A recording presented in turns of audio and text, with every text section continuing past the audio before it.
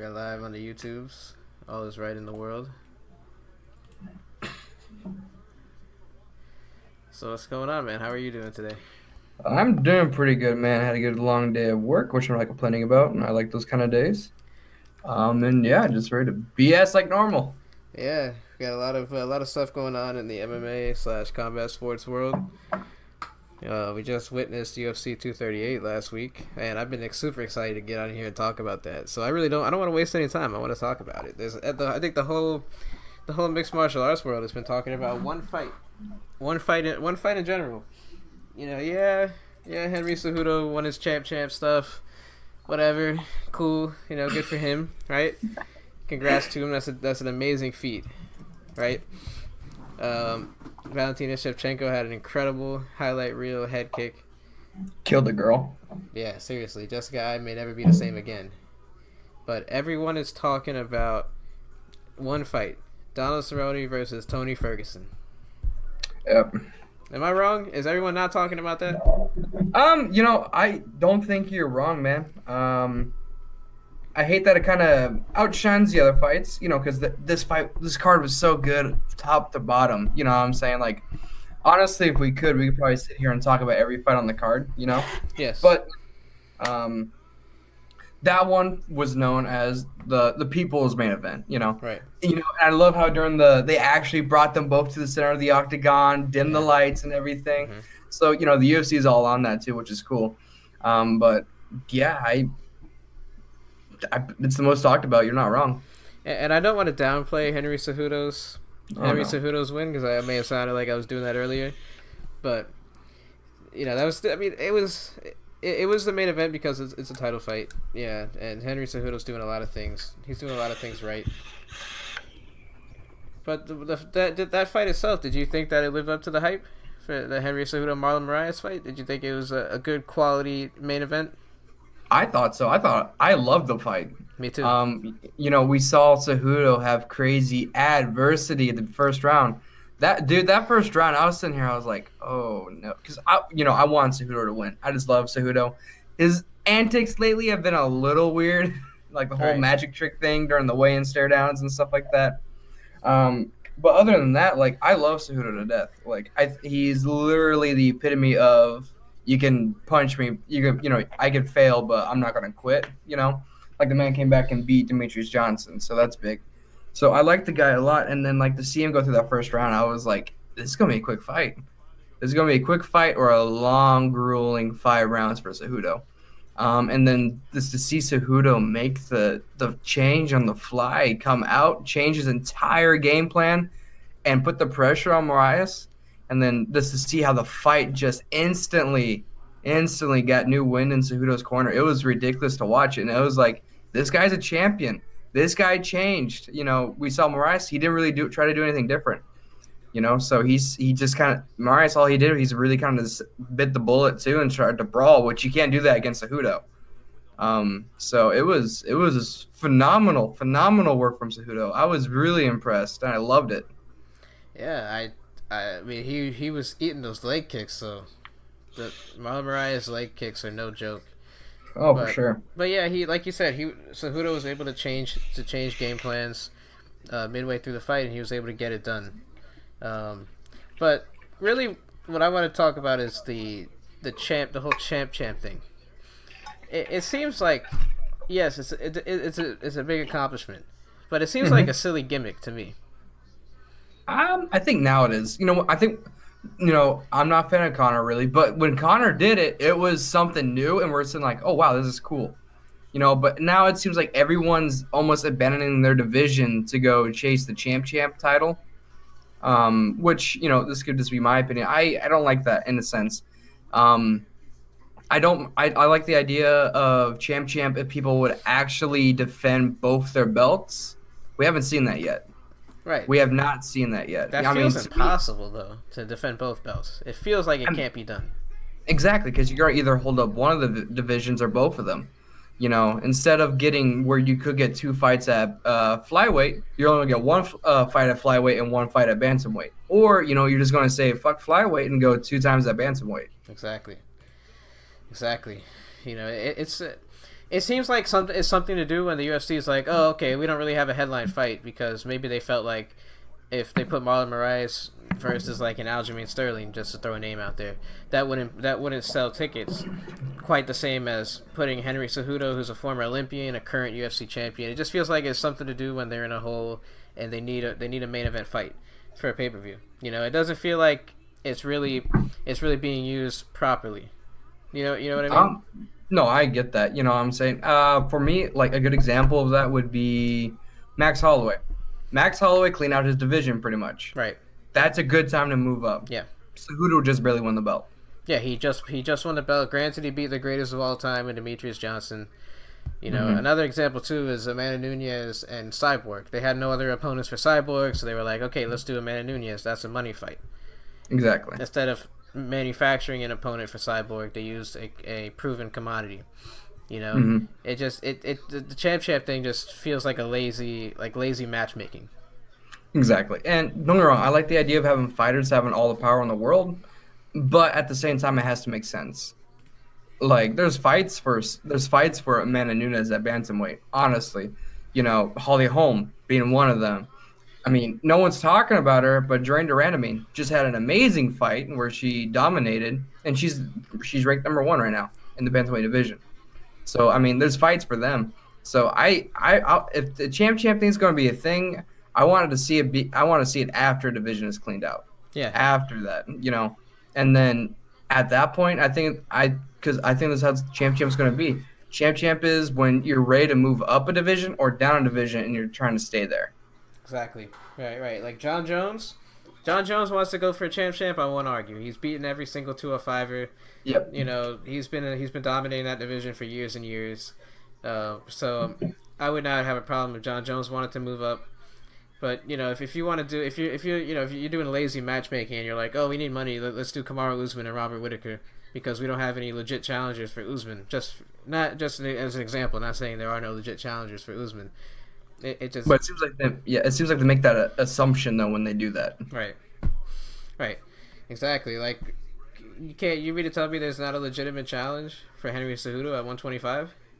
Joseph Benavidez beat him the last time they fought. I mean, Right, what? Exactly. So, And there's nobody at 135 that you could put against Marlon Moraes. exactly, man. Right? It's great.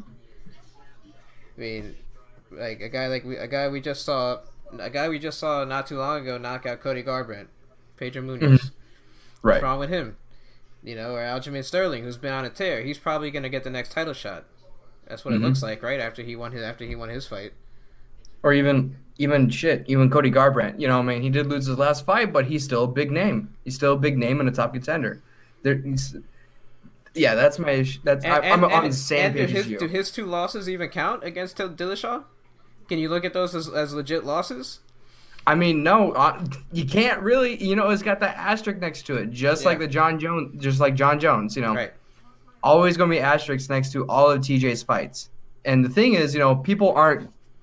It's never been validated yet that TJ wasn't taking EPO during all of his other fights. You know what I'm saying? Because they haven't tested them. I don't think they are. I think that's a terrible idea to test them. No, I don't think they want to do that. No, because it's like sitting there. It's like, oh, well, we test these. We got to test Anderson Silva's old urine samples and everything. And you got to test Vitor Belfort, and the list goes on and on and on. Oh, no. So it's going to be an asterisk now, So things like that, it's just crazy. So champ can still happen. Just makes sense when it happens. Right. Yeah, exactly. And no disrespect to Cejudo as a fighter, his accomplishments are great. But I just feel like there was better challengers at 135. I'm not so sure Cejudo had the right to really move up to a division. But I guess we should stay on this topic. But Dana White did say that the 125 division is here to stay. So I guess they're gonna rebuild it because they only have like 12 or 13 contract fighters in that division. So they have a champion who's got 2 belts. So I don't know what's gonna happen with the flyweight division. I don't know why they won't put it to rest. I don't know, man. I'm on the other spectrum of that. It's just crazy to see how, like, in my opinion, Dana White's vision changed. Remember when I don't know if you remember, but when the flyweight division first came to the UFC, Dana was hyped as can be. Right. He was so hyped, and then You know, it. Yeah, then I think then Cejudo then DJ happened. exactly. And I think Cejudo said it best. It's like you get a dominant champion like DJ, where he makes everyone look like trash. You forget these guys are still world class fighters. It's crazy though. I don't think people look at DJ the same as they look at John Jones. No, they don't. So They they don't don't. look at the divisions the same either. Because You DJ know? didn't really have that Alexander Gustafsson fight. No, he didn't. But is that because the other fighters were bad, or just because of how good DJ was? Right. No. Exactly. That's because of how good DJ was. But Hmm. regardless of how good he was or how bad the competition was, he didn't have that defining fight. That made a guy like Alexander Gustafsson famous. So I'm in for keeping the flyweights, like just because like a few things. One for the fighters. There's a few flyweights that could go to the bantamweight division and do good there, probably, right? There's Right. a few flyweights though that would be like we saw how undersized Cejudo is compared to Marlon. Most flyweights are his size, if not smaller or a little bigger. So the smaller guys in Cejudo, it's But like Cejudo is a big flyweight though. I get that, man. I 100% get that, but we saw how small he was. I know, Like, no, don't. I'm just saying, like Mhm. he's a big flyweight, and he looked tiny compared to Exactly. Marlon Moraes. Exactly. So it's like a few of them. Like I know Joseph Benavidez, if he goes up, he could probably hang. If Tim Elliott, he might be even able to hang. You get some of the smaller guys up there, though, they're going to struggle. So you're literally taking jobs away from professional fighters when they've done nothing wrong. Right. And there's plenty of other alternatives. So I think a lot of these guys will be fine. They can go to ONE FC. They can go to Bellator. They Hmm. can try to get into PFL. Whatever. There's plenty of places for those guys to thrive. But I want to move on, and I want to talk about the women's flyweight division. Valentina Yep. Shevchenko, man, one of the scariest head kicks I've ever seen in my entire life. Yep. It was one of those ones where you just stop and go, "That was not cool." Yeah, Like no, it. You're more concerned about the person than you are about the victory. man. I'm just thinking about it, replaying it over in my head. And Valentina was dominating the fight. Right. It looked like it was gonna be one of those fights where it was just a 5 round domination, and then the head kick just happens, and it's like, whoa. Hmm. For you sure, know, man. It honestly, in my opinion, it that I hate to say it, that division's in worse shape probably than what the men's flyweight division is, you in think my so? opinion. I there's Cejudo has people. There's people in the flyweight division that can beat Cejudo. I believe that. I don't think there's anyone in the flyweight division for women that could beat Shevchenko. You don't think there's anyone? Maybe there's someone out there in a renegade promotion that's coming, or a smaller promotion that we haven't seen. But yeah, to your point, in the UFC, there's really nobody out there. Exactly. And that's why so Dana needs to do what he's doing right now and just keep the divisions and hope they build up. Which he seems like he's kind of betting on right now. We might have another situation where Valentina dominates the entire division for years. And I don't see an issue with that. If they're the best, they're the best. Right, Like, right. But where do you go from there, though? Like, nobody will care about the division, right? If Valentina wins six title fights in a row against six different challengers, and she's not challenged at all in any of those fights. I mean, I guess that's where you come down to who you're more worried about. You worried about mixed martial arts, or you worried about making money and pay-per-views. I think Which we know the UFC is on this side with pay-per-views and money. Yeah, they're not going to be they're not going to be willing to put the mixed martial art and the true sport aspect of it aside, or at the Exactly. forefront rather. They're Exactly. going to push that aspect to the side always for dollars and revenue. And then we'll get to the point where it's like, okay, there's no other fight for Valentina. Let's have her fight Amanda Nunez, Mm-hmm. right? Right. Again, have her Yep. fight again, and then it's where do you go? I don't know. It's a complete mess.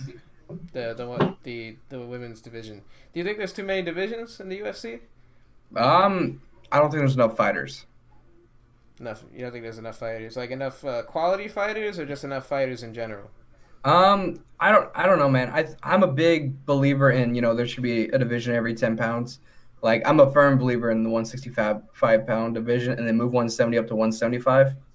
Like that's kind of where I lay on that because look, honestly, as divisions go, it might be struggle bus for like the first couple like a year or two, but the divisions would shape out. The division would find their fighters and everything like that. Like for example, Kevin Lee and Dos Anjos, they would thrive in a 165, but they're going to struggle at a 155 or a 170. Right, and Donald Cerrone So too is another guy, and Nate exactly. Diaz.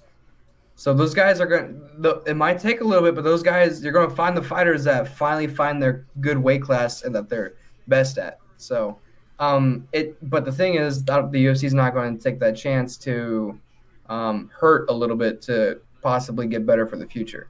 But then, don't you think it turns into boxing at that point? No, because we don't, it's all under one roof. Right, that's true. You don't have a lot of commissions and organizations and whatever you want to call it. Just like there's 5 title belts and they don't mean Exactly. anything. You're not having 6 heavyweight belts. It's one UFC heavyweight belt, one UFC 165-pound belt. So I like more divisions, make it better for the fighters, and then just bring more fighters in. Which I know we're BSing about this, but that's way easier said than done.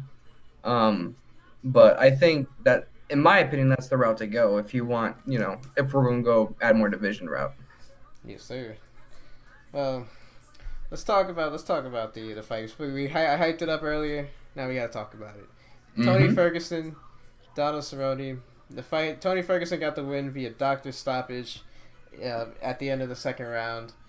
But a lot of people are talking about the late hit by Tony Ferguson. What do you have to say about it? So for those who didn't see the fight, at the end of round 2, there was a little scuffle. It looked like Cerrone tried to hit Ferguson like as the bell was sounding. But after the bell sounded, the ref was in the middle. Ferguson throws a dirty punch, clocks Cerrone on the nose. Way after the bell, it was completely blatant. He addressed it after the fight. But what do you Mm-hmm. think about it? I don't think that changes the outcome of the fight. Because it was Big John that was reffing, right? You even heard him when No, they it stopped the wasn't. fight. No, it wasn't Big John. Not Big John. Kevin. I think his name is Kevin, the British dude. What's his name? Let me see. I'm gonna pull it up right now. Anyway, but what he did, he was like, "Hey, let me see the replay," because after they saw the eye, they were going to stop the fight anyway. Let me see the replay and see if that punch landed on the eye, and it landed on the nose or the complete other side of the face. So the late punch, blatant as can be. I mean, you can't. If it was like the bell sounded land, that's one thing. But this thing was literally like, horn punch. So it was definitely blatant. I don't think it changes the outcome of the fight. I don't think Tony Ferguson's a bad guy or a dirty fighter. Tony kind of talked it up to just being caught in the moment and just kind of just doing it. Mark Goddard, I think, was. Mark Goddard, yes, Mark Goddard. And I kind of believe Tony, just heat in the moment kind of thing. It definitely wasn't like a Duran Duranamine Holly Holm situation. Right. And Cowboy had no hard feelings about it. He believed Tony, which I do too. Yeah, Cowboy took it like a champ. Cowboy was cool. But like you said, you answered my next question already. You said it didn't affect the outcome of the fight. No. But I don't think it did either. Of course the fight was stopped because Donald had a broken nose and he blew his nose and all the air went up to his eye and closed his eye, and he knew he shouldn't have done it. The commentators knew he shouldn't have done it. Everyone knows you can't blow your nose when it's broken. It's just not it's just if you're not gonna be able to see. He's lucky both his eyes didn't swell up like that. Oh, exactly. Yeah, his eyes looked horrendous, man. He looked like he got hit in the face with a baseball bat. I know, it was bad. And you can see the concern on. It was just crazy to see it as it happened, because I remember it was looking in Donald's corner, and then he just blew his nose, and then you just could see it go. Yep, you see his eye just instantly inflated. It's like, no, why would he do that? Like, he blew his nose, and like I remember looking at it, like, did he just do it? Oh no, oh Cowboy, But at the end of the day, though, man, I'm not mad about the stoppage either. There's people who are pissed off about it, and I'm just like, the doctors did their job. You're supposed to send Donald out there with one eye when he's already getting clobbered in the second round. Yeah, Like you can't do that. What are you gonna? Yeah, exactly. but it was a hell of a fight. The first 2 rounds were awesome. The first Hmm. round especially was very close. The second round was all Tony for the most part. Exactly. Um, but I gotta ask though. I gotta bring it. We gotta discuss this. Uh-oh. Um, do you think Cerrone blew his nose on purpose to avoid that third round? No, I don't think so. Now we're speculating here. We're spitballing. We don't know. We have no insight. No sources, nothing like that. But I don't know. I mean, it's so like to think about it. It's kind of crazy to think like it's Donald Cerrone. He's gone in there with gorillas like Darren Till and stuff like that. Been in Mm-hmm. dog fights and like not really quit. Although now that you say that, my brain's ticking. Yeah. Donald even said something a while back saying how he would just not really not want to be in there, but like he would take punches and he would just be like, oh whatever. You know what I'm saying? Right. And I just don't lay think down. I don't think he quit. But I think it was just a mistake. But at the same time, play devil's advocate a little bit. Donald's got nothing to lose at this point now. He's a superstar, UFC Hall of Famer. Why am I going to take this damage? I could be good and just get a money fight down the road. I never even thought about that. Yeah. Yeah. Got you thinking, huh? I hate you, bro. How dare you make me question Donald? I know you're a Donald Cerrone fanboy. Mm-hmm. I get that. We all are to an extent. I Oh, mean, for sure. I'm not a big fan of him as a personality. But as a fighter, I think he's cool.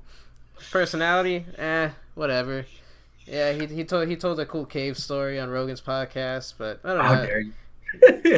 Yeah, that was cool. Like, but I've heard stories about him like grabbing like someone's girlfriend's ass like in front of them, Mm-hmm. and stuff like just other bullying tactics, just getting drunk and starting and causing chaos. I can't remember anything off the top of my head, but yeah, Right.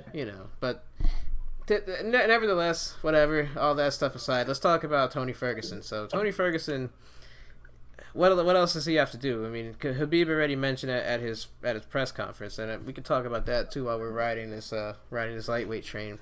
Khabib said he's gonna fight Poirier if he wins. If he beats when he beats Poirier, he said he's gonna face Tony Ferguson next. That's it, right? Like Ferguson should hold out. He doesn't need to fight again. He should just wait No, for that Khabib fight. exactly. And then when at the end, because at the end of the fight when they put Tony on the mic, I was sitting there like, okay, that the doctor stoppage doesn't change the outcome of the fight. Tony was gonna win the fight. You know what I'm saying? Unless Donald did something crazy. But at that time we were like, most of us were probably sitting there going like, all right, we know the winner. Like we know what's gonna happen. So when Tony got on the mic, I was like, I don't care who I fight. I'll fight Donald again. Which, I don't like if there's anyone you're gonna fight again, I would not want to fight Donald Cerrone again, just because he's a really good learner and everything. And he adapts pretty good. So I was like, don't do that. Like, and then he's like, put me against anybody. I was like, Tony, no, bro, you won this fight. Wait out. Wait for the belt, bro. Like, I know you've been out of it for a long time, but there's a lot of killers at 155. There's no reason for you to fight Gaethje and get caught somehow. Yeah, that was the big thing that Gaethje was pulling for. He said he wants to go to that dark place. The boogeyman will take him. So, yeah, I mean, having Ferguson fight Gaethje next, that would not be a good idea because Gaethje could easily beat him and end that streak, and then Gaethje would be next in line for the title shot. It'd be Exactly. everything for Gaethje to gain, but nothing for Ferguson to gain. He is the number one contender after that. He's gonna fight the winner of Khabib and Poirier, and I personally hope Poirier wins because then we might actually get the fight. Because for whatever reason, Khabib and Ferguson is just not meant to be. Apparently not, man. I'm just this Tony. Wait, bro. Wait. Like you're good. You've been waiting for a year and a half already. You can wait a little longer. Exactly. Yeah. And then what do you think is next for Cerrone? Do you think this is the end of his run? No, his run for the title, yes. I think he's done with that. Just because a lot. Cerrone raised a lot of eyebrows of his last few fights. Can he compete with Tony? Can he compete with Poirier? Can he compete with Khabib? The first round of the fight, it was damn close. I was sitting there, I was like, shit. I had to watch it a few times to kind of see who I thought won the round. If you go by, whatever, I had Tony winning a couple times, and then I rewatched it a couple times, and I had Donald winning. So it was a close fight. It wasn't a bad fight by any means. but I think we kind of got the answer that Donald's run of the title is probably going to be over. So I think he's just going to either one retire, which that's not going to happen, Nope. or two he's going to wait for the money fights. Yeah, he'll cash checks. He'll fight whoever, whether it's 170 or 155. But He'll I think fight. he's going to go for big names though. I Yeah, think he's not going to go for Joe Schmoes like like Nate I, Diaz, Pettis. Gaethje and Yeah, stuff like that. Gaethje. Yeah, he's gonna fight someone that he can make money with. Exactly. Which do that. Even if you lose, man, right off in the sunset. You're going to be a UFC Hall of Famer. You got one of the best legacies out there for a fighter, even though you haven't won a belt. Like, He'd what probably be else? known as the best fighter to never win a belt, right? I think he takes that away from Uriah Faber. Yeah. I mean, right now, in my opinion, for that title of best fighter to never win a belt is Gus and Donald. Yeah, Gus is up there too. Yeah, Gus is another one because Gus was a killer. But Mm-hmm. but I don't know because you could always give the edge to Gus because you look at 205 and you say, okay, if John Jones wasn't there, Gus would be champion. You know, there's almost no doubt in my mind that Gus would be champion for sure. Mm-hmm. There's no division where I look at it and I say, okay, if Cerrone wasn't there, or if so and so wasn't there, like Strong would be yeah, champion. Cerrone would be champ. Yeah, like you can't look Right. at 155 and say, oh, if Conor wasn't there, Cerrone would be champ for sure. You know, so I don't know. It's a rotating door. You got guests all over. Hey, honey. I know it's hard to say, man, but it's at the same time, it's like he's still up there. He might not win that title, but he's still up there when it comes to that kind of talk. Talking about Cerrone. Yeah. Yes, sir. Okay, let's see. Do you want to talk about anything else on the Ferguson Cerrone lightweight train? Peter Yan, my dude. I mean on the lightweight train. You have anything on there? Oh, lightweight. Lightweight. That's a hot topic. You know that division. Oh Is, my gosh, there's so much on that division, bro. Like we could probably make a full podcast just about the lightweight. yeah, seriously. Um, no, that's about it for right now. Cool. All right. Yeah, let's get to the rest of the card. Go ahead. Say what you were gonna say about Peter Yan. Peter Yan, my dude. Peter flippin' Yan, man. Yeah, I Put believe on. he's top 4 now in the rankings. Yep, he's at 4. Yep, jumped up 5 positions. I'm telling you, man, Jimmy. I feel so bad for Jimmy. You can't give him gimme fights, but he's definitely got nothing close to a gimme fight. And we were both pulling for Jimmy in this fight, correct? We were. But it was just a Peter Yan show, bro. He's one I'm looking at in the bantamweight division now. Like I definitely didn't overlook him in this last fight, but I was like, Jimmy, man, he's a killer, da da da. But then seeing the show that Peter Yan did, it's like you can't discount this guy anymore, and No. it's ridiculous. Top 4. I want to see him go against like someone against Pedro Munoz or even a Marias. So he's in title talks now. Yeah, I think Aljamain Sterling's next, but you could definitely say Peter Yan for after. Afterwards, yeah. Yeah, afterwards. after. Yeah, you could definitely say after that fight. You could definitely put Peter Yan in that conversation. Let me look at this card for 1 second. Who did? Oh yeah, Sterling beat Pedro Munoz, so that essentially will eliminate Munoz from potential title contention. So For right now. yeah, for now, yeah, for the moment, because Peter Yan can definitely hop in there. Maybe they could do Peter Yan and Pedro Munoz, and set that up. I would love that. Yeah, the bantam. Do you think the bantamweight division will pick up steam again? Because they used to be star studded. That I division. think it's stacked, man. I think it's stacked. No, I'm not saying stacked from Oh, from a star fight, wise, from a quality, yeah, from a quality, because the fighters are awesome. You know, these guys are really skilled and they're all spectacular. But a lot of the guys don't have any. None of the guys, geez, I can't speak. None of the guys have any traction. You know, like Dominic Cruz has been on the sideline. He was the biggest star. Then Dillashaw took over. Then you had Cody Garbrandt. Now it's kind of dry from a star standpoint. I will say this. I think it's going to sound terrible. Marlon Moraes would have been a good champion, Right, but I think Cejudo brings spark to the division right. just because of how much he talks. And here's the thing, and with that, man, it's like I think we're going to see new champion at bantamweight. Cejudo there's people that can beat Cejudo at the flyweight division. They're going to be good fights, though. There are people who will beat Cejudo at the bantamweight division.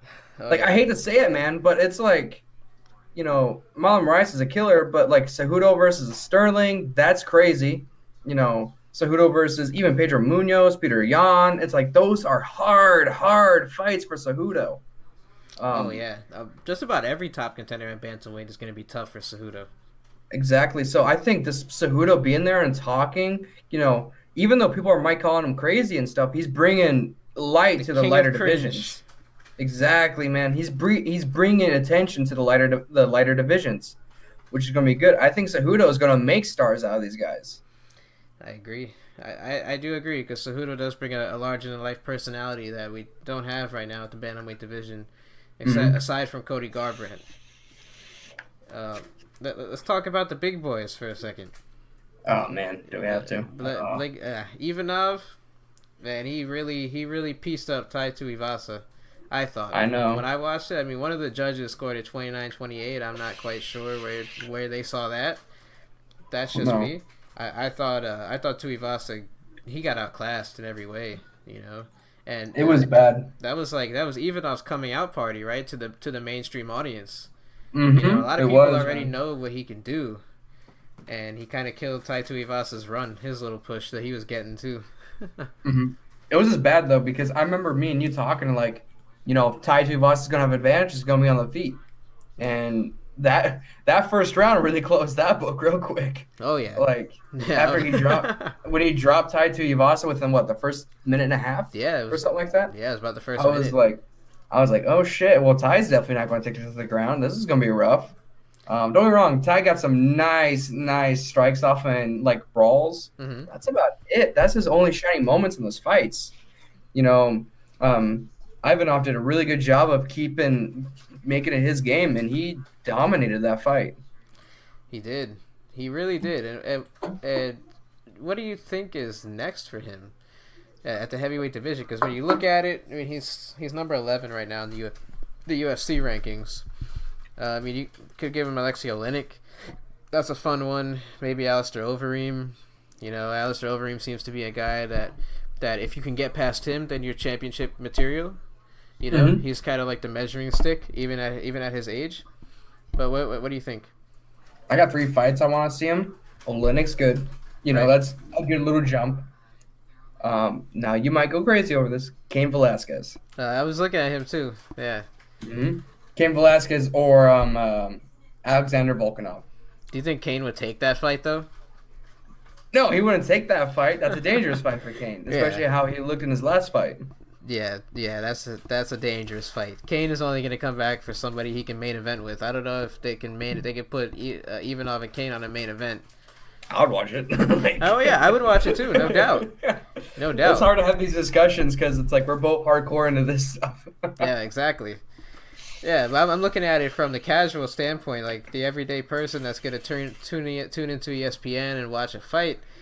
Mm-hmm. They're gonna watch Cain Velasquez and Junior Dos Santos again. They're gonna watch Kane and Derek Lewis.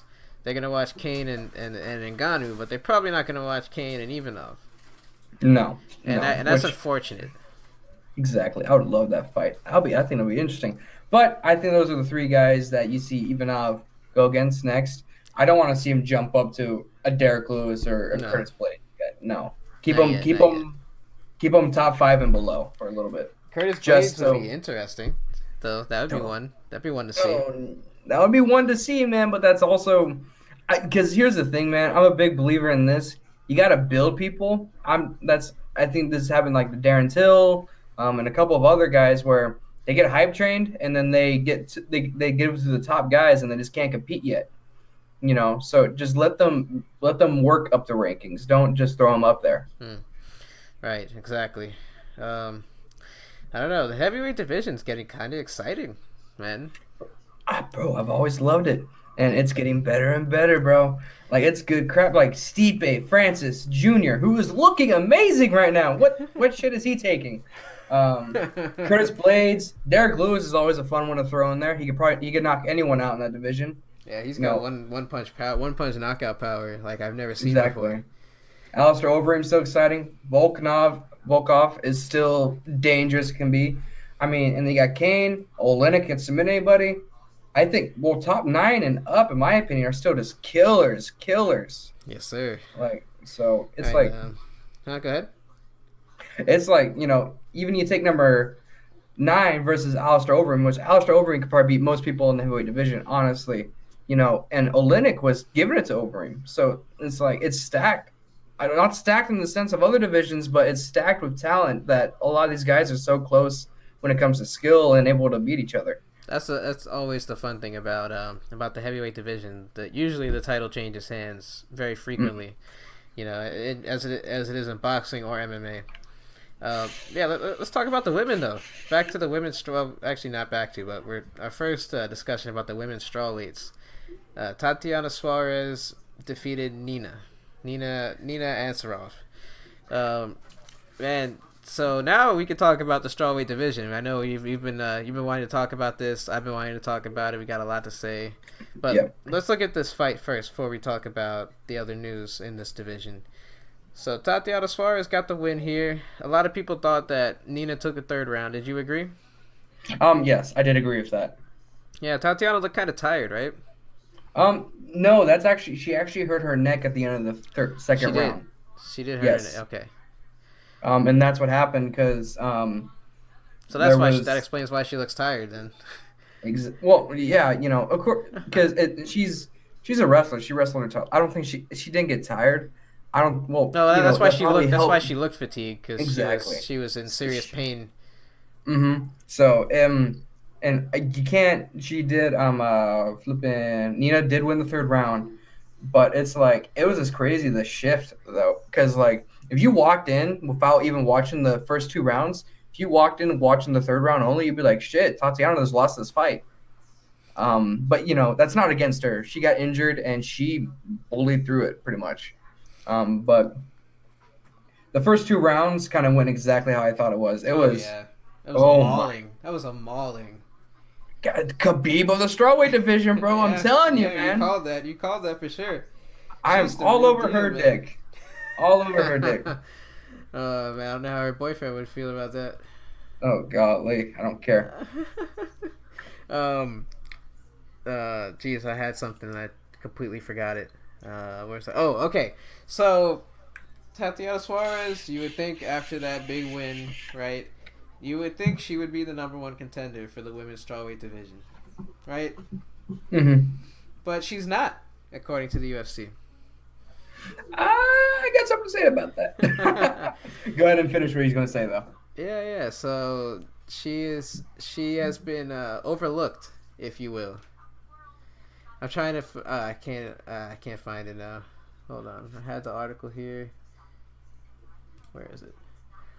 She's been booked for UFC Fight Night August 31st in China against China's own Weili Zhang. I don't know if I said it. Hopefully I said her name right. But you got the last name right at least. Yeah, I'm not good with these names, man. I'm American-ish. Fuck America. Exactly. Do you know how to pronounce her name? Weili? I'm gonna say nothing so I don't get called a racist. So Zhang has been given the opportunity over Tatiana Suarez, Michelle Waterson, even Joanna Jędrzejczyk. Yep. What do you think about that? So Tatiana, here's my thinking, and I think this makes sense. Tatiana was going to be the next person. I think Dana White was ready to pull the trigger on that and everything. But after the neck injury, I mean, you can't give her the fight right away. You can't do that. Yeah, what? You got to look at her safety, right? Exactly. So I think that's what happened. I mean, after this performance, you cannot deny her a title shot. I mean, and even Dana White's all over Tatiana. He loves her. So it was confusing, but then after I thought about it, I was like, oh, hurt neck. She's a wrestler, kind of a big deal, probably a recurring injury. So I think they're just going to let her take care of her stuff, and then she'll probably get the title shot after that. You think she's next in line, not Michelle Waterson? Like I said last week, man, I would love if Michelle Waterson would get a title shot, not before Tatiana though. Yeah, I agree. I agree with that 100%. And there was the prospect of a Andrade Rose rematch, and Oh, Rose's camp they said that Rose is taking time to heal. She's not really trying to fight right now. She's targeting a fight. I believe they said November, if I remember yep, correctly. yep, and she does want the rematch though, just not yet. Yeah, she didn't want it immediately. Hmm. Right, as I should say. I love to hear that. What?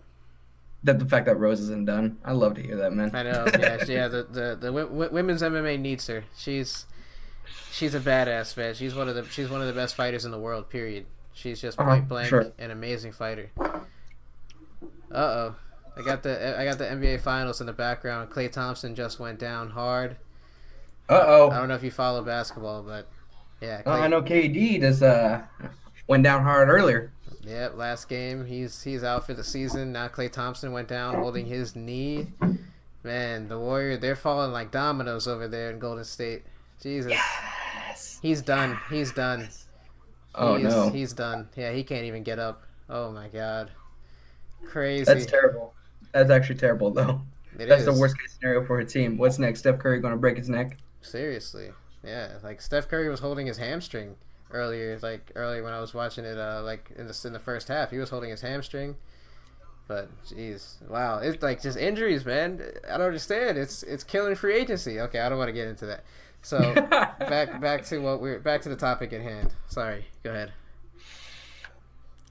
Well, I believe he was trying to finish Huh? something. I believe he was trying to finish something. Where were we? Yes. Oh, back to Zhang. Yes. So this is clearly a what's the word I'm looking for? I don't want to say a money grab, but they put Zhang in the main event because it is going to be in China, and they want her to have the hometown reception. They want to build a new star, is what it seems like to me. Exactly. And guess what they're trying to do right now? They're trying to build in China because of that new UFC gym going up over there. Mm-hmm. I mean, I'm all for it, man, but don't give it to someone who doesn't deserve it. Not saying she's not deserving, but there's people that should be in front of her. Do you think a title? Do you think Joanna would be more deserving of a title shot over Zhang at this stage? Yes, 100%. Right, because she pieced up Andrade when she was Exactly, champion. man. So I mean, she lost to Shevchenko at 125. She pieced up Andrade, no issues at 115. right. Like, how do you not give the person who beat the champion before that chance to get her belt back? Yeah, I know. Hey, I mean, I'm all for it though. I'm all for Zayn getting the title shot. Got to make new stars. Get it. oh, exactly. I'm not mad about it, but it's just more choices. Puzzling. And didn't you say that Michelle Waterson was too high in the rankings? Right? Dana White said that. Yeah, Dana White, because of course, reporters were confused about it, like thinking the same way we are. There's people to give this before Zhang, and someone brought up Michelle Waterson, which she's got a pretty good case to also fight for the belt. And he said something like she's not even high enough in the rankings yet to even consider. She's ranked 7. Zhang is 6. Where's that line at? Yeah. Where do you draw the line? I guess 6 is where you're good to go for a title, but 7 you're not. I know. And it wasn't like Kevin Lee 9th when he fought Ferguson for the interim belt. Exactly, but here's the thing, though. Michelle Waterson's resume looks a lot better than Zhang's. 100%. I mean, because Zhang, her last 3 opponents, unranked, and 1 ranked. Michelle Waterson, ranked. Right. Like, Right. I mean, whatever. I'm not gonna get on another tangent like I did last time. A promoter rant. No. Although I do got that clip for you, by the way. I'll send it to you later tonight. Oh, lovely, beautiful. That's the best news I've heard all day. I've been hyping this rant up. I've been telling everybody that I know that likes boxing, like, oh, I got this. My friend ran on a rant. You got to hear it. Hell yeah! Because that like boxing promoters is an easy way to get people talking. Mm-hmm. But yeah, it just makes me wish that I hope Michelle doesn't take a stupid fight. I hope she gets a fight that she can gain from more than lose. I think she's gonna hold out. Honestly, that's a smart thing to do. Same thing with Joanna. Honestly, she can hold out. I think that's a good decision by her as well. Like, it would be something I just thought about. If Joanna and Michelle Waterson fought, Like Oh no. that would be more of a That, headline than any title fight they could do right now, right? I know that would be big for the strawweight division. Like Oh just to my get goodness. eyeballs on it, purely to get eyeballs Hmm. on on women's MMA, like that'd be a good showcase fight. I don't Exactly. want to And see it because I think Joanna would mess up Michelle Waterson, but I yeah, don't know. I don't know. We'll see. We'd it's have to see it. I want to exactly. see it though. Just thinking about it has got me excited. Exactly. But the thing is, though, that's a perfect fight. What if, somebody loses? Does anyone really lose in that fight? No, I no, mean, Michelle loses to Joanna. It's like, okay, Joanna. right, Joanna loses to Michelle. It's like, well, shit, Michelle's a kick ass motherfucker. Like, right. Right, exactly. She's not like neither one is like not relatively unknown because whenever an unknown mm-hmm. fighter beats a known fighter, it's like, oh, the known fighter sucks because they lost to an Exactly. unknown fighter, like Andy Ruiz and Anthony Joshua. But hey, Or Cody Garbrandt and Munoz.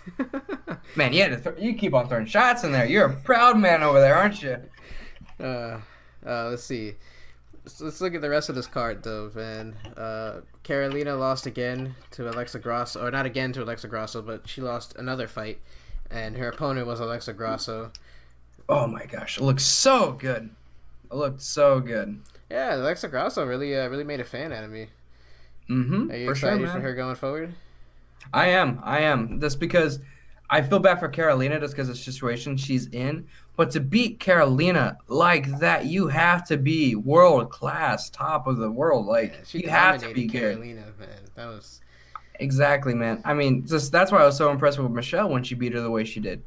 And it's just I think Carolina's just getting bad matchups right now, yeah, but it's I hate it because Carolina's getting this kind of shine taken off of her when she's still one of the best in the world. So it's impressive. If anyone beats Carolina, I'm always going to be impressed by it. oh yeah, me too. Calvin Qatar, crazy knockout over Ricardo Lamas. Whew. Yeah, Whew. yeah, Hold on 1 second. I'll be right back. no problem, man. But yeah, I'm telling you guys, Calvin Guitar is going to be somebody to watch. Like after because Ricardo Lamas is still a killer. He's still one of the best. He's ranked number 10 right now, but he's still one of the best. Really big name. So with Calvin Cater, what he did to him in the first round, that beautiful 1-2 right down the pipe, is good. I think Calvin Cater is going to be another name that shoots up in the featherweight division and starts, almost like a Alexander Volkanovski, kind of starts going up there and starts taking out some of the old dogs. I think these guys are kind of starting to. These guys will be the next phase or the next era of the divisions and everything like that. But yeah, Calvin Cater was awesome. Back on the Carolina and Grasso fight. I think it's the same thing. You're just starting to see the new fighters come up in their divisions and just taking over while the older fighters start to kind of dwindle down a little bit.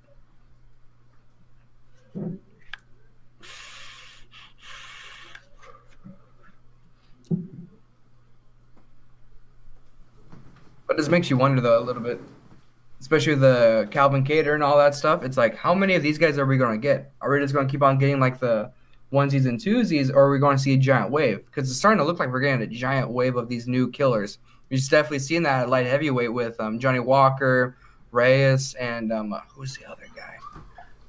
But you're starting to see like a big jump of the new breed or the new era starting to show up in the UFC and MMA in general. These guys, these kids that are coming up now, they're starting to knock on the top 15. These guys are the kids that started training when they're 3 years old, and now they're hitting, adulthood. They're hitting their prime, and they're starting to go against the guys they used to watch when they were kids. I'm pretty much. Um, Let me look at Calvin Cater for a second. I don't know much about him. I don't know how old he is. I don't know anything really about him. Okay, so he's 31. He's 31. Let me look at Ricardo Lamas. I believe he's older, right? I could be wrong about that. Yeah, he's 36. So I think you're just starting to see the new blood come in. Like you're starting to see guys who started MMA sooner. He might have not watched these guys, but you're starting to see guys who came in sooner into MMA and started training way before everyone else.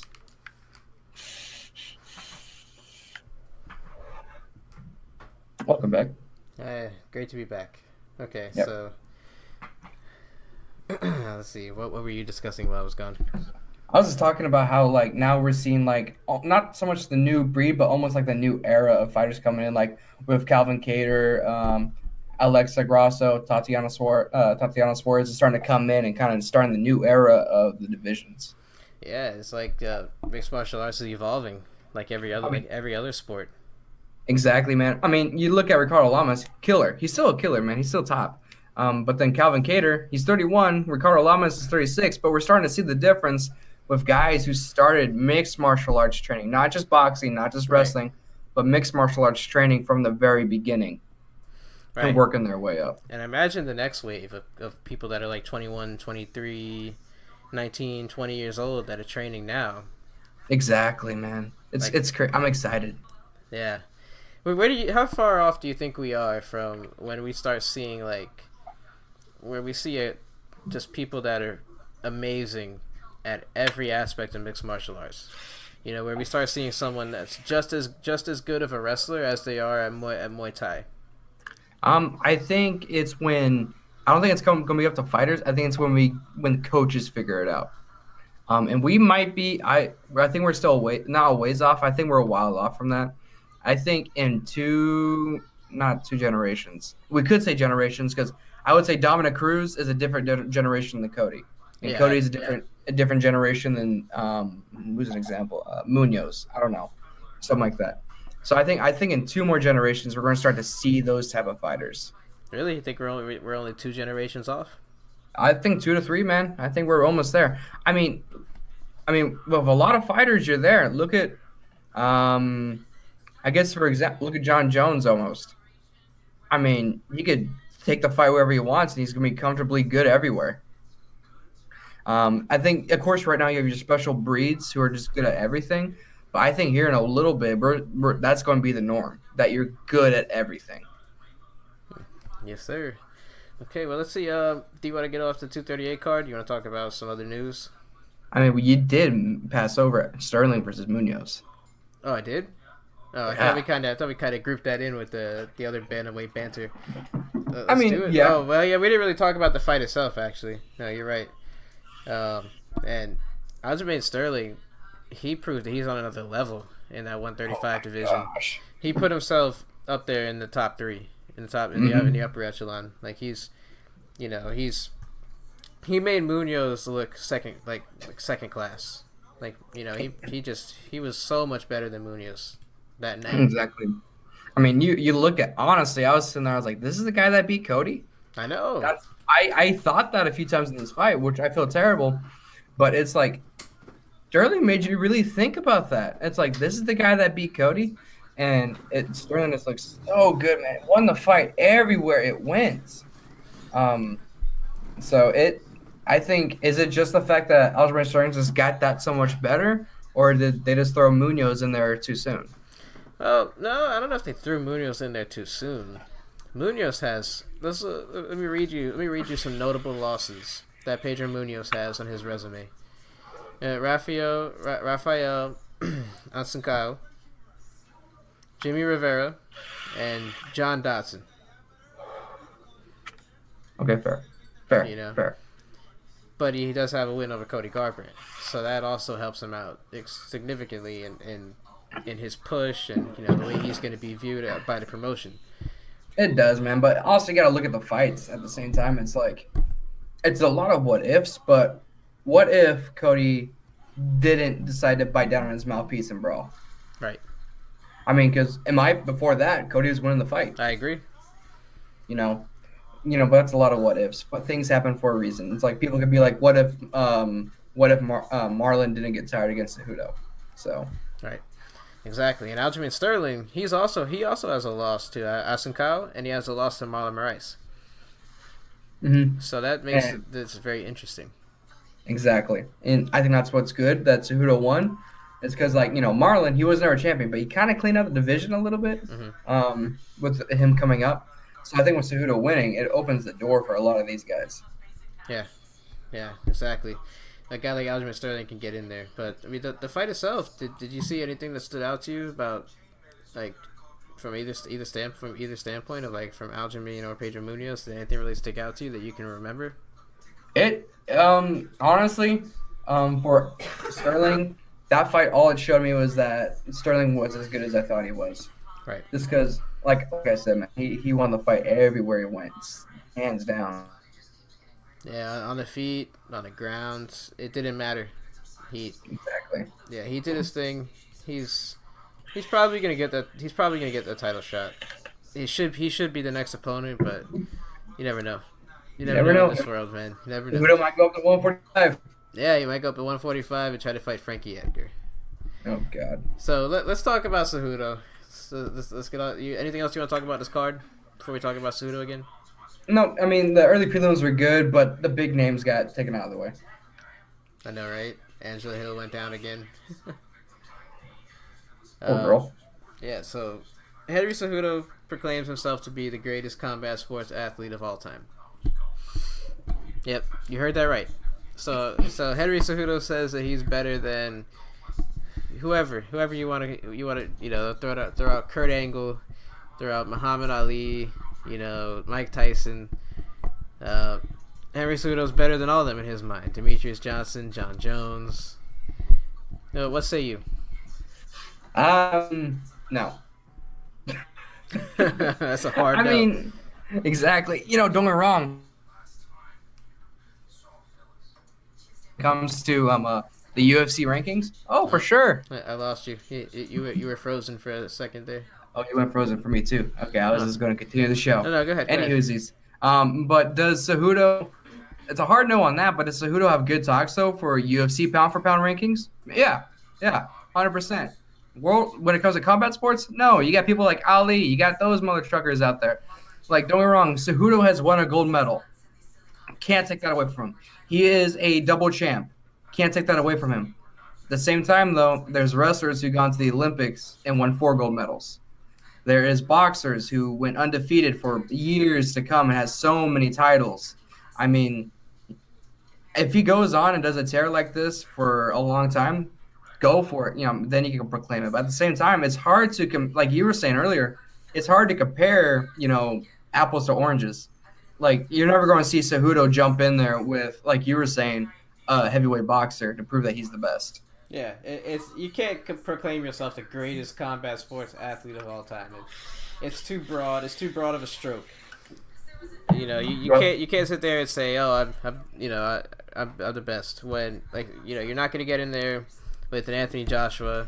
He's not gonna get in there with the greatest Muay Thai, the best Muay Thai practitioner, because in a Muay Thai match, he's gonna lose. Exactly. Right. Exactly. It's just, it can't happen. So it's a broad stroke, but I mean, Henry Cejudo has done a lot. Henry Cejudo, gold medal, two championships and 2 divisions in UFC, and they're the pinnacle of MMA. They're the show. That's the big stage. So he's done a lot. But I mean, it's just him being Henry Cejudo, right? He's trying to get himself out there. He's got people talking about him. So that's good. Exactly. Don't get me wrong, man. I love the confidence. I think that's what got him so far, is his confidence himself. But I think this got him more laughed at than praised for. Yeah. I mean, Anthony Smith said it best. I think it's hard to root for a guy who's that so self-glorifying about himself. Right. Like, it is. But that's the Floyd Mayweather effect, right? Exactly. I mean, it seemed like Floyd was big about himself, but he's a little more humble about it. I don't know, man. Yeah. Walking around with the money, the bags of money, and the money, just throwing money at people, saying he's better because he's richer and all this stuff. I mean, that's proven though. He's one of the best well-paid boxers of all time. So Cejudo doesn't get that going for him. So I know. I think if he was a little more humble about it, that'd be good to go. Like Khabib, it's just like, I'm the best lightweight of all time. That's one thing. Like, he's cocky about it, but he's also very humble with himself. Sorry, I wasn't ready for that. I'm sorry. Racist. I'm sorry. I was not ready for the impression. I like it. It was good. Well, Cejudo, I think this needs to chill out a little bit, but man, if that what gets him going and win fights, keep on doing it. Yes, sir. All right, so let's talk about some more news, though. What do you have on the ringer? Hey, give me some Um, topics. a few things. I think this could be. I'm interested in this. Scott Coker, the owner of Bellator, wants Bellator fighters to fight UFC fighters to pretty much prove who's got the best fighters. And I'm kind of interested in this. I like cross promotion, honestly, to find out who the best is. Because the stigma is UFC's the best promotion, got the best fighters. Well, we learned that real quick. That's not always true. Right, When Benson Henderson went to Bellator, right. dominant right away. When Eddie Alvarez went over to ONE FC, nope. You Got his know ass beat. exactly. I like this. I mean, we saw this before where Chuck Liddell went to Pride. Remember that? Right, yeah, yeah, And got flatlined. yeah. You're right. No, it was a corner stoppage. Sorry, they threw in the towel. But like still, it's like it's a dangerous game. But to us fans, it's enticing. It's lovely. It's never going to happen, but I'd love to see it. I don't know if I don't know if I would really want to see that. To be honest with you, I gotta be honest. If it did happen, I'm gonna come at it from this standpoint.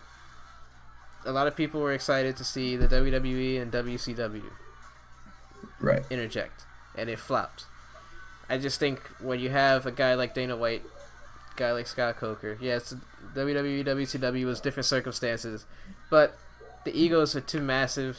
You know, uh, the UFC is going to be like, oh, we're the big boys. We don't want to see you. Right. We don't want to put you on our level.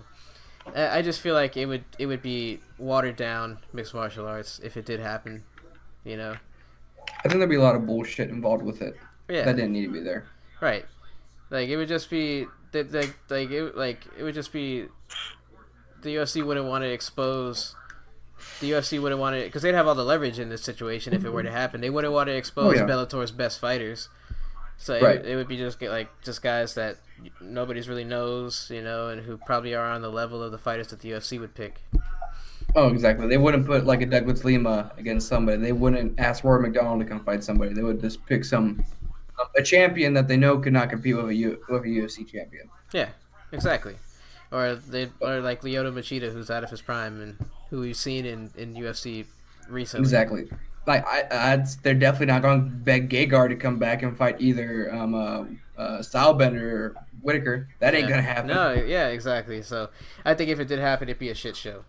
But in a perfect world, if you could get the best Bellator fighters and the best UFC fighters against each other, that would be awesome. Oh yeah, for sure. You find out definitely who is the best. UFC would win some, and I think Bellator or ONE FC would win others, like 100%. Like for example, Gegard. I don't know who beats Gegard. I really don't. I don't think Whitaker does. I love Whitaker. Gegard's the best middleweight on the planet, I think, though. And do you think what about Usman and Roy McDonald? Usman. Think so? You think Usman was steamrolling?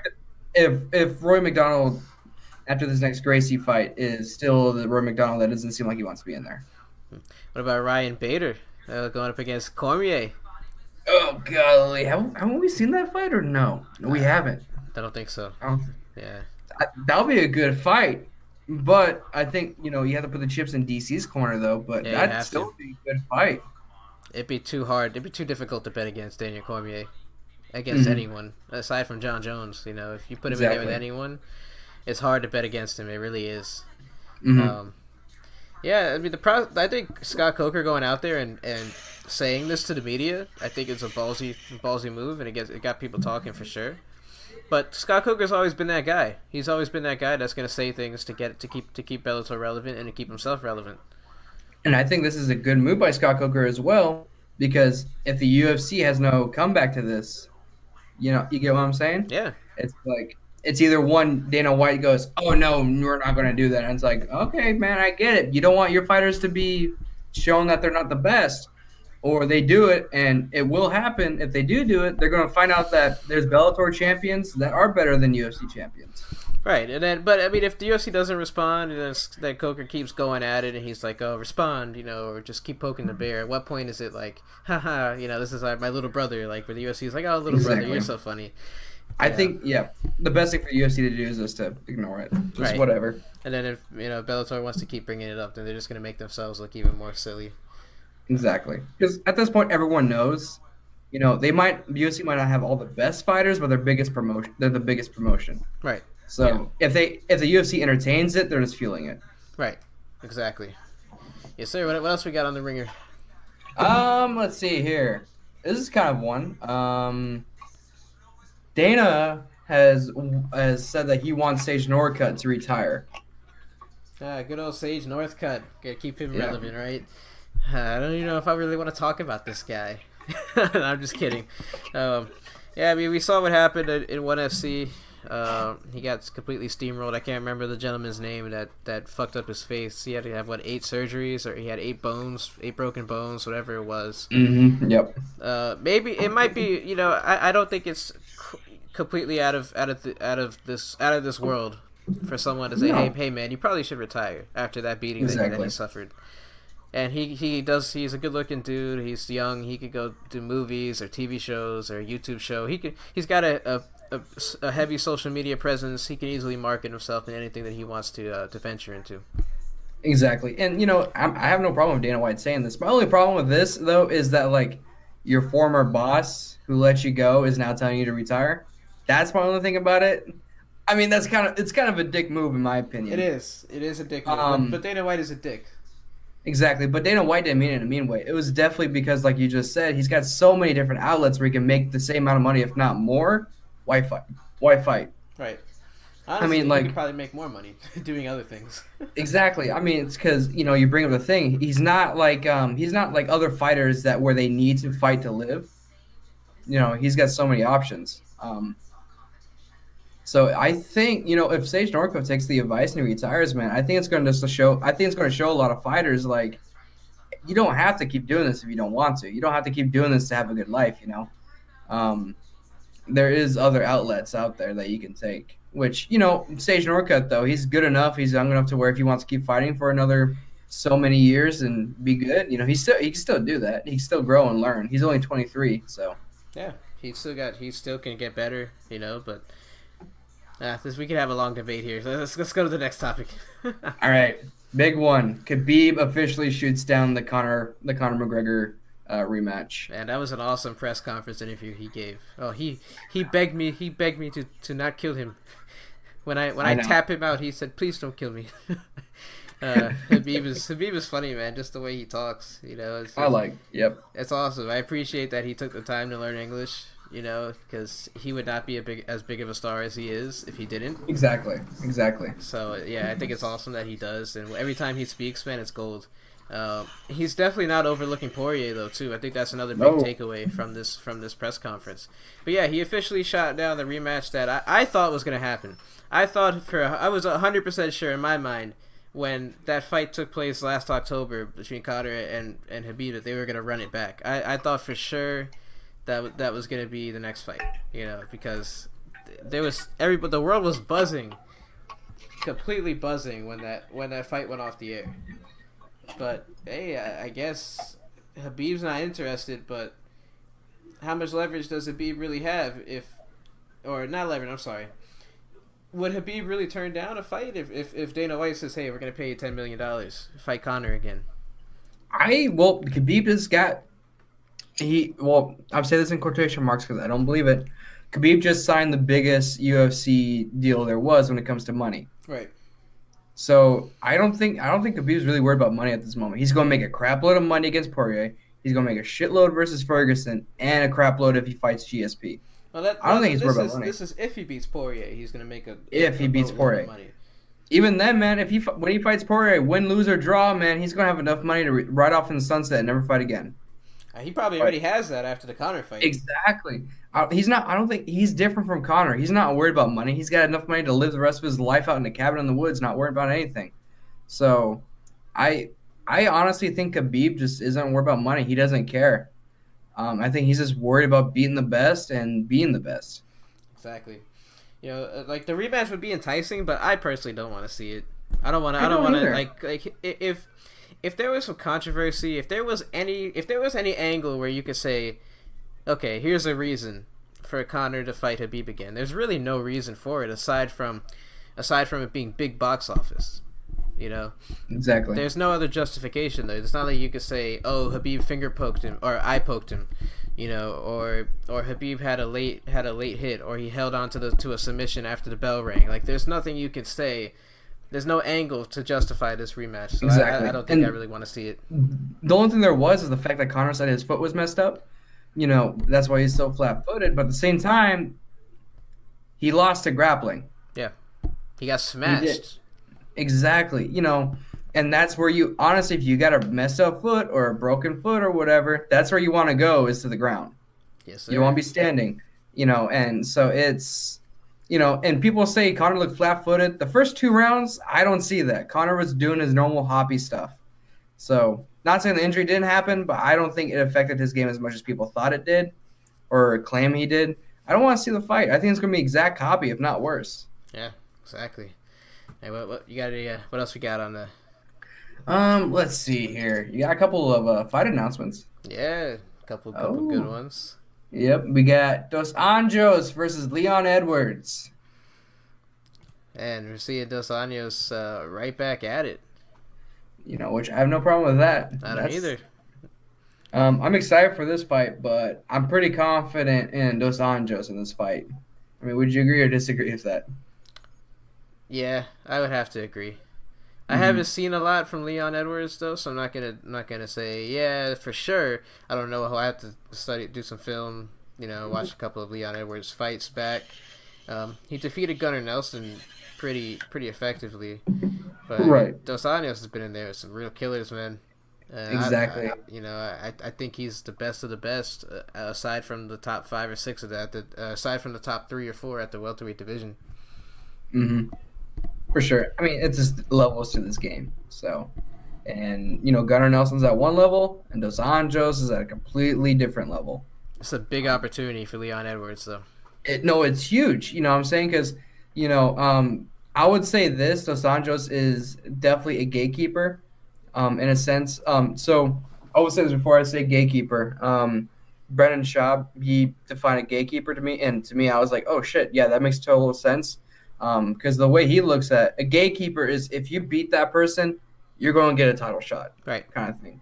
Dos Anjos is that guy. People who beat Dos Anjos has gotten title shots. Khabib, Tony, Colby, Kamaru Usman.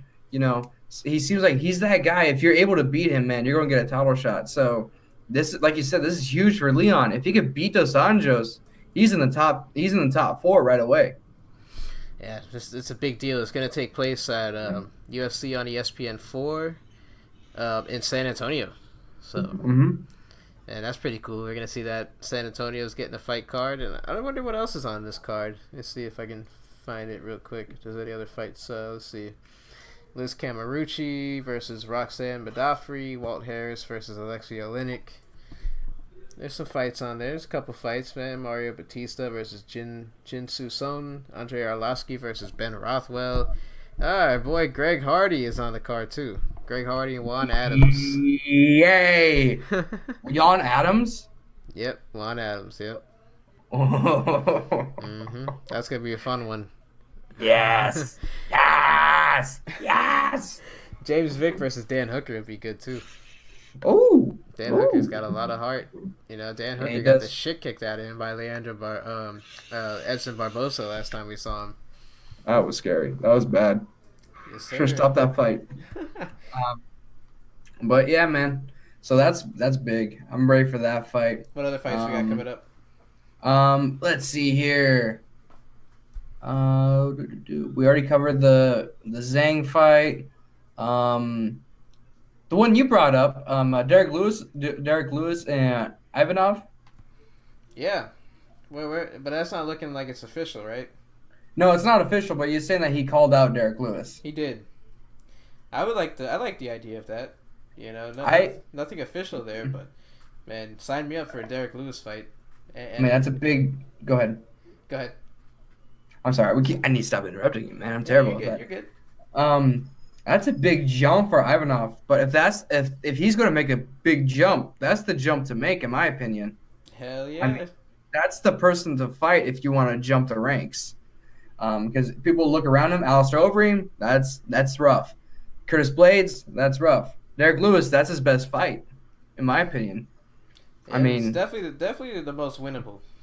Exactly. I mean, if you're not comfortable in the feet with Derek Lewis, guess what all you got to do? Take him Take it to the down. ground. Exactly. Yep, yep. He's got good takedown defense, but he tends to get overwhelmed, as we've seen. Yep. Gets Yeah. overwhelmed and just punch the body a few times. Gonna make him want to poop, and you're gonna be good to go. Oh my god. Hey man, let's before we get out of here, as we're winding this down, let's talk about the Bellator card. Oh yes. Got Bellator 222 coming up. This is it. This Saturday, I believe it is. Yes, Yep. it is. It is this Saturday. So, oh, I'm sorry, not this Saturday. It is tomorrow. Yes. We're recording this June 13th. The fight takes place tomorrow, June 14th, from MSG. It's going to be live on DAZN. We have the it's a headline by the Grand Prix semifinals, which is also a welterweight title fight between Rory McDonald and Neiman Gracie. And co-main event, we've got Lyoto Machida and Chael Sonnen in a featured light heavyweight fight. Whew, man, jeez, I can't believe I'm saying that in 2019. You know, uh, the big fight though, we got to talk about it. Roy McDonald, Neiman Gracie. What do you think? Because Roy McDonald seemed like he was in a bit of a dark place mentally after that fight with John Fitch. Yep. He's going in there with a killer in Neiman Gracie. I don't know a whole lot about him, but I know enough to know that he's a killer. He's a Gracie for crying out loud, and he's a new generation Gracie. So that's Exactly. interesting to see how their formula will be able to hold up in the current crop of MMA. But Mm-hmm. I'm I'm looking forward to it, man. I'm scared at the same time. I think everyone who's a Roy McDonald fan is a little scared. I would say this though, pretty confidently. If Roy McDonald comes out fighting like he did against Robbie Lawler, Tyron Woodley, and those guys, Roy McDonald's going to take this fight pretty handedly. I mean, great takedown defense. He, go ahead. he Go ahead. struggled. He struggled against John Fitch, which who doesn't struggle against John Fitch's wrestling? Yeah, of course. But even then, he had good takedown defense during that fight. And that was with Roy McDonald in a bad mindset. So I think if he's able to come in there with a good mindset and fight the way that he used to fight, he's going to take this fight handedly. Though Gracie, man, if you come into a fight second guessing yourself, Gracie's going to take that and he's going to run with it real quick. Um, Yeah, dude. Go ahead. nope. I mean that's like I that's thought it. you had something else to say. My bad. We'll get that chemistry down soon enough. But so Roy McDonald. Do you think? Do you think he's got it? Do you think because he said a lot of questionable things where he was like, I don't know if in a nutshell saying he doesn't know if he wants to fight anymore. Do you think he's gonna come prepared for this one? Like he's gonna show up mentally and physically he's gonna show up, but mentally do you think he's gonna show up and have that will to fight? I don't know, man. This fight's going to show a lot. It's hard to say. Not many fighters have the second guesses that he had and come back from that. Yeah, I know. And to sit there and say you don't want to hurt somebody, you don't like hurting people. I don't know if he's. I hope he's figured out everything mentally that he needs to figure out. But, jeez. I mean, exactly. I mean, when that's your fucking job, bro. Yeah, Like, you need to find a different job if that's not what you want to do. I know. I don't want to talk about mental health too much, and all that stuff. But Hmm. this is an intriguing fight, and it's got me interested in wanting to see how this Grand Prix plays out for sure. I mean, but either way, do you think either of these guys will have a chance against Douglas Lima? Roy McDonald, at his current state of mind, no. No. If Roy McDonald doesn't show up like the old Roy McDonald of old, Douglas Lima's going to win the tournament. Yeah, I know. I don't know, man. It's an interesting one. I forgot I had something again. I'm gonna move on to the next fight, but it'll come back to me, and I want to say something else. But so light heavyweight featured fight: Lyoto Machida, Chael Sonnen. Does it do anything for you? I think it's just interesting that's the co-main event over a bantamweight title fight. I know. Let me see the bantamweight title. Who we got going on? There's a bantamweight title fight, really? Yep. Darian Caldwell versus Uragachi. Right. Yeah, I'm looking at the card. Yeah, that looks like it's gonna open the fight card, Hmm. based on the way it's laid out on the website. I was second guessing it because I'm looking at the bantamweight fight between Ricky Bandejas and Patrick Mix, and I'm like, okay, you got a bantamweight featured fight ahead of the bantamweight title fight. See, on my thing, it shows it as the third fight from the last. Huh. Yeah, I'm on Bellator's website and they have it. That's like the opener, like in the order, but that could just be for their website. I don't know. But yeah, it is interesting.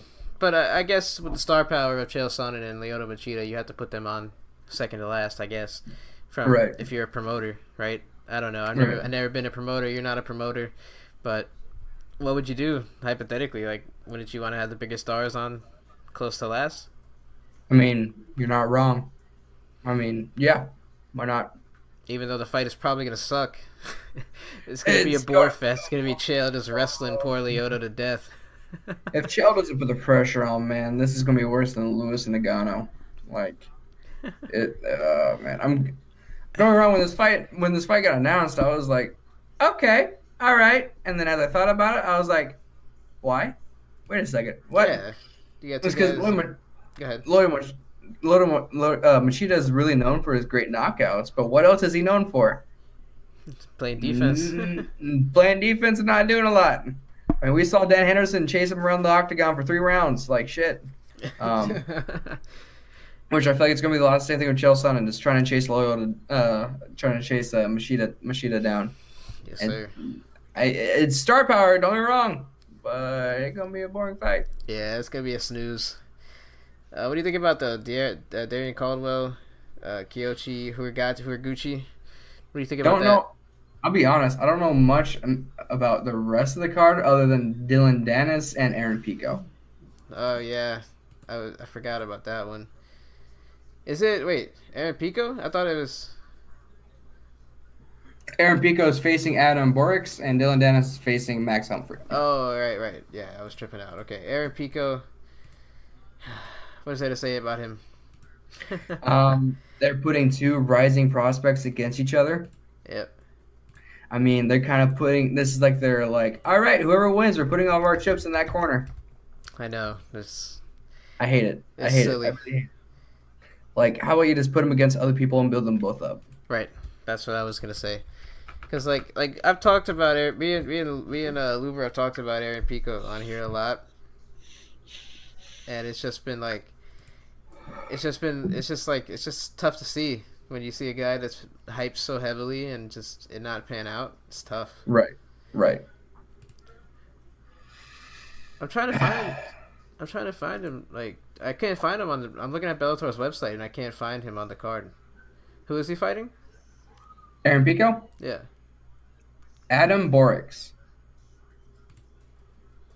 Let me see. It's weird. Hold on.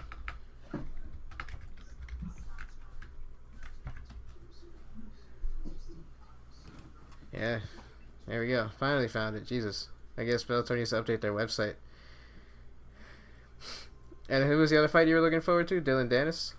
And Max Humphrey. Not really looking forward to, just names I know. Mm-hmm. I'll be honest, I'm just mostly interested in the main event. I hate to say it, but Yeah, same. Like I mean, Aaron Pico's cool to talk about, but I don't really care about him at this stage in the game. You know, he's yeah.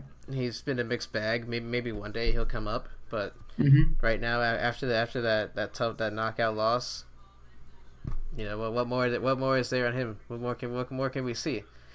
I mean, He's yeah, you're not wrong. I was trying to find a way to rebuttal you, but I can't. yeah, this dude is just like, why is he so hyped? I don't even understand. You know, like a lot of people are calling him the most hyped prospect of all time. Why? I don't know. I just don't see it. Maybe I don't know. I mean, I see better prospects than him right now. I mean, fuck. How do you beat the Conor McGregor prospect hype train? How do Yeah, you beat the style bender hype train? yeah, Like exactly. Kamaru Usman. I mean, just tons of guys. Gano and all that other Ngannou. shit. Yeah, there's tons of guys out there when you look at it. And to say that Aaron Pico is the most hyped of all time, I don't know. But we'll see. I mean, he recently changed camps from what I remember reading. He's at Winkle John right now. Yeah, yeah, he's training with That's John Jones, right? Yep, John Jones.